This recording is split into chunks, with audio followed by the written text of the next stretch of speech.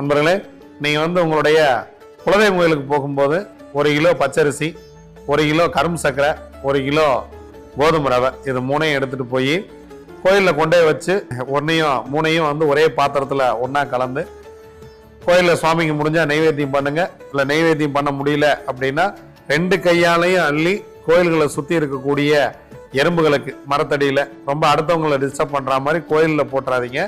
கோயிலில் காம்பவுண்டு சோறு ஓரமாவோ அல்லது மரங்கள் இருக்கக்கூடிய இடங்கள்லையோ 2 கையாலையும் அள்ளி இதை போட்டுவாங்க.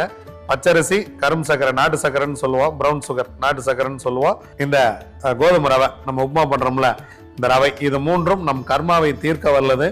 இதை 3ஐயும் கலந்து எறும்புகளுக்கு கொடுக்கும் பொழுது இதை 3 1 கிலோ கலந்தீங்கன்னா 3 கிலோ, இதை 3 கிலோ கிட்டத்தட்ட ஒரு 30 லட்சம் எறும்புகள் சாப்பிடலாம். 30 லட்சம் பேருக்கு அன்னதானம் பண்ணா இன்னைக்கு எவ்வளவு செலவாகும்னு யோசனை பண்ணி பாருங்க. ரொம்ப சாதாரணமாக நம் குலதெய்வத்தில் ஒரு 30 லட்சம் பேருக்கு